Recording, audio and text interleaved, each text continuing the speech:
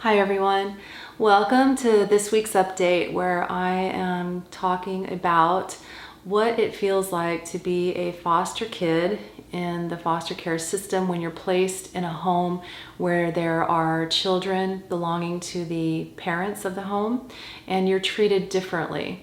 When I decided to start this YouTube channel, I put word out of what people might like to hear as far as my experience in the foster care system and what might help parents who are trying to raise children in the system, in the foster care system, some of the things that they might be dealing with. So it's time to just kind of dive into those situations.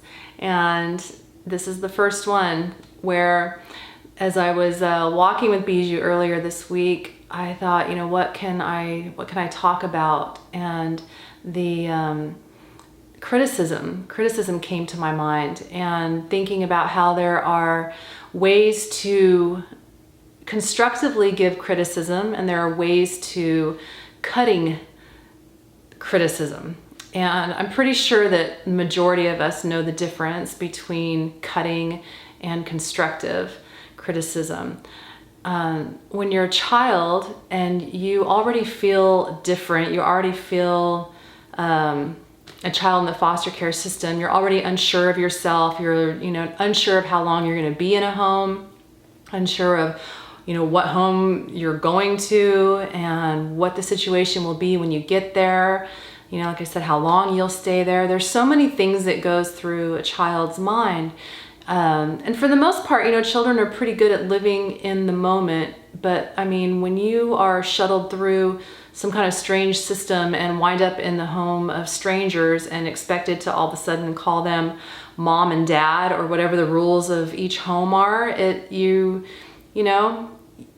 just kind of gives you something unsettling inside where you're trying to make the best of it because you're a kid, you want to have fun. But then there's that kind of lingering feeling of like, well, are they going to treat me like the kids that are here? Or, kind of vibing out the place if it's a good feeling home or if it's just another home where you're going to be made to feel like there's a roof over your head and be grateful for what you have. There's certainly those out there. This is my children's book.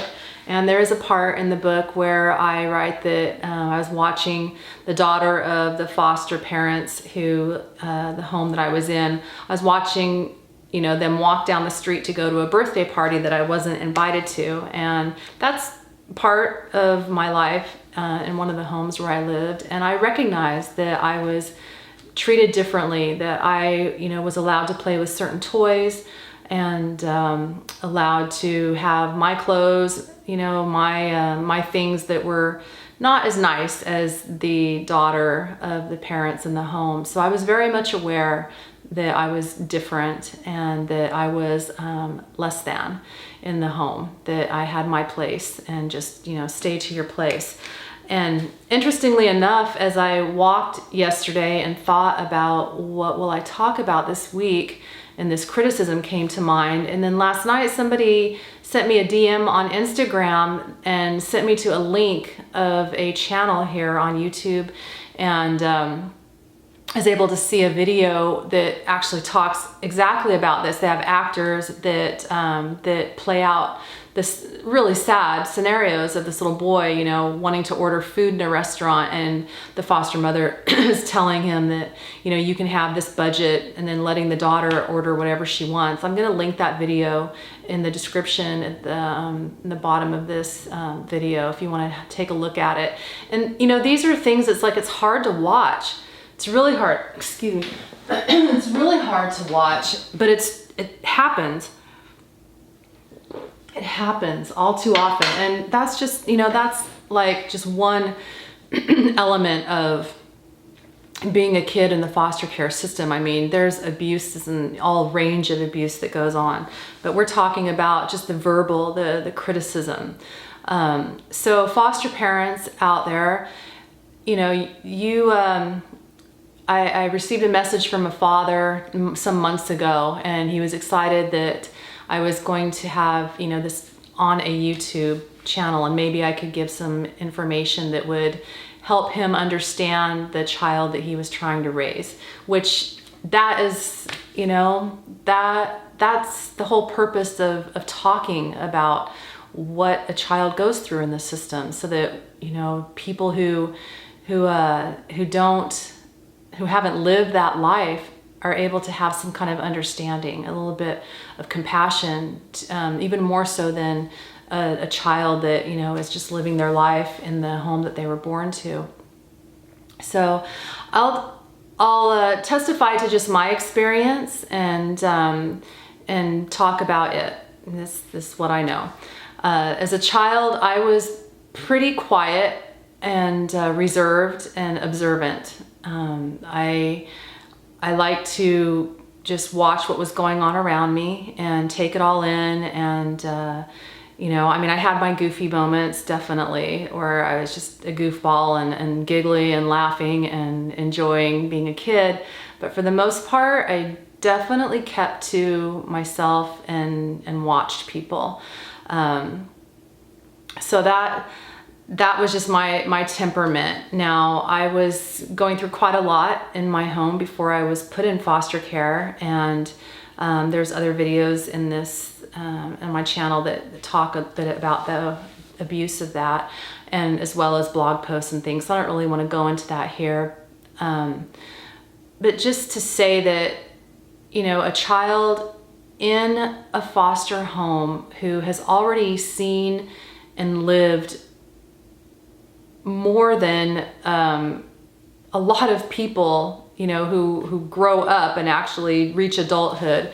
You know, I'm pretty sure that any child that's placed in the protective care of the state has lived through and seen things that a child really shouldn't need to be exposed to.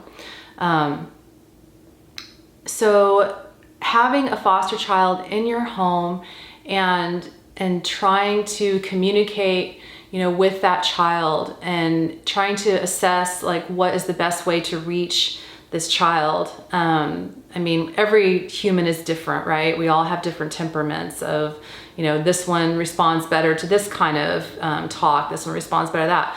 I'll tell you right now that for my temperament and for just who I was as a child, tough love, even now as an adult, I will just stop. You know, if you come at me with this like tough, like this is good for you, this will build character or whatever, I am internally like, I've seen enough that I have character, okay? You don't need to put me through more tests. So that I carried from childhood. I definitely am aware of that and have carried that into relationships now, where if I am, you know, met with that kind of energy, I will shut down.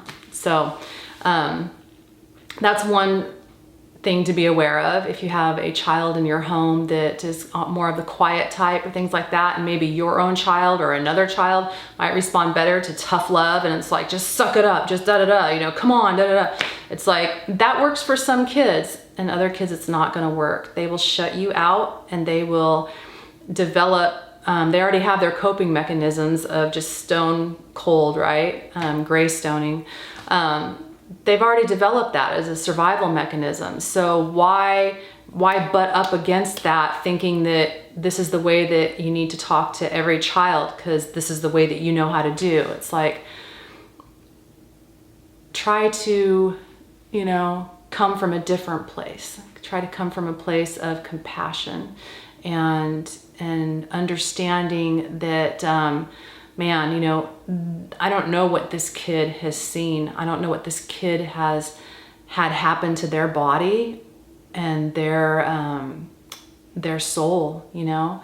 So the kinder that you can be to a child when you are offering, you know, criticism, when you're offering help to kind of guide and steer them in a direction of, you might not want to make that decision. That might not be a good decision to make, or your behavior right now is not acceptable.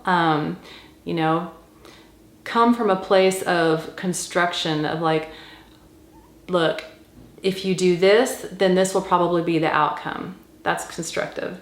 If you make this choice, then these are your options based on that choice. If you behave this way, then this is what's going to happen. So you have different options based on your choices of what your life is going to feel like and be. And that presented is quite logical to me, and that was something that I am aware of as I was growing up, that if a logical presentation was made to me and I could calculate it, then I could determine, oh, okay. But for the most part, I was the oldest of three, and I just felt a huge responsibility already that I needed to be the protector and watch out for myself as well as my siblings, and kind of guide us into the safest place to be. So I just wanted to put that out there, the difference of constructive criticism and cutting criticism. And like I said, the video that I'm going to link at the bottom, that is cutting, and that is harsh, and it is sad, and it happens to these kids. It happens to them where they feel less than. Now, when you talk about children and the children that you want to raise, these are the kids that are coming up, that are the generations coming, that are going to take over and run this planet and have more children. And wouldn't it be better to offer guidance in this place of equality, and that no one is less than anyone else because of where you live or your status as a foster child or a stepchild, or your grandparents are raising you or whatever. I don't understand the whole need to categorize and classify people. I get it that this is how we relate to each other in ways, but for a child, they need all of the encouragement that they can get to be able to grow up and stand on their own 2 feet and feel solid in themselves and feel like they belong on this planet. Feel like they belong on this planet. Yeah.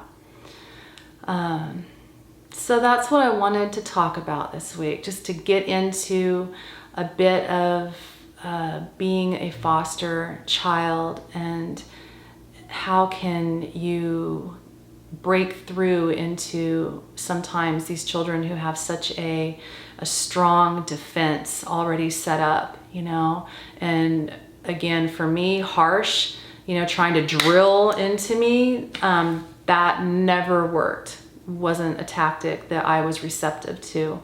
Kindness would open me up, and I would be more responsive to, oh, okay, this feels good, this feels good, I'll listen. I feel like there's kindness coming at me, and there's genuine concern. And, children are highly intuitive. They pick up on what is being presented to them.